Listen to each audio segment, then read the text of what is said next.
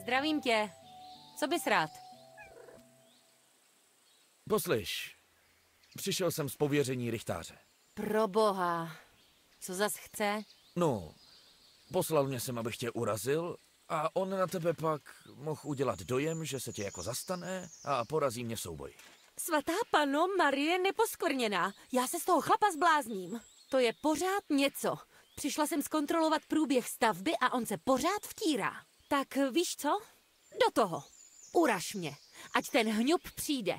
A až tě vyzve, nasekej mu na prdel tak, že uteče s brekem. Jestli to zvládneš, dobře ti zaplatím.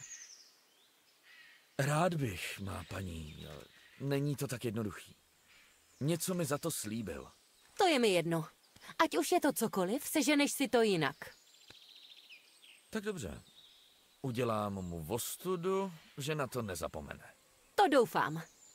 A teď jdeme na to. Prosím? Tak takovou urážku jsem ještě nikdy v životě neslyšela. Jak se opovažuješ?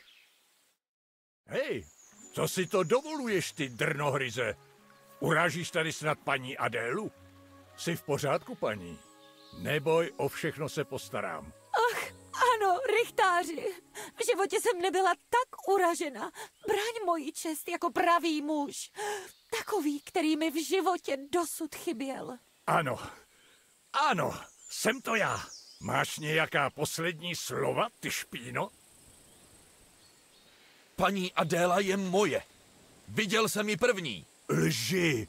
Sledoval jsem ji od příjezdu úplně každý den. Cože jsi dělal? No, dost řečí. Bojuj, pitomče. Jen si dejte po hubě.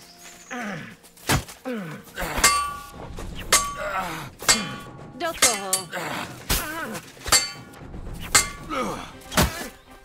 Hej! Dej mu.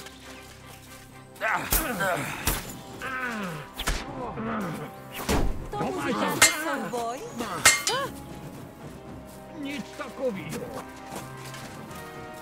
Jseš pomalej. Kurva, dost. Takhle to přece nemělo být. Prosím? Co to říkáš? Nic. Jen si potřebuju oddechnout, než tohle zmetka zbiju. Kde pak? Mně se zdá, že tady mladík je jasným vítězem. Doprovodíš mě do mých komnat, chlapče? Ty zmetku, tohle ti neprojde. Haha, jdi s bohem, rychtáři. Výborná práce. Tohle je první věc, co mě tady pobavila. Díky, svoji odměnu si zasloužil. Proč se na tebe rychtář snaží udělat takovej dojem? Asi si myslí, že když se do něj zamiluju, nevšimnu si, že tady s tou stavbou nedokáže pohnout. Pitomec jeden. Jak dlouho se tady ještě zdržíš? Myslím, že už jsem viděla vše, co jsem potřebovala. Brzy s jedličkou vyrazíme na zpáteční cestu. Rád jsem ti pomohl. Ale pořád od rychtáře nemám odměnu pro malíře Vojtěcha. To teď asi bude problém, pokud se nechceš uchýlit k nějakým nekalostem.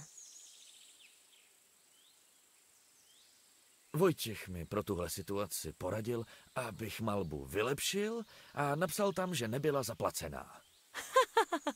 To udělá rychtáři pěknou ostudu. Myslím, že ani neumí číst. Kdyby ti tam náhodou překážel můj strážný jedlička, pošli ho za mnou. Nevadilo by ti to?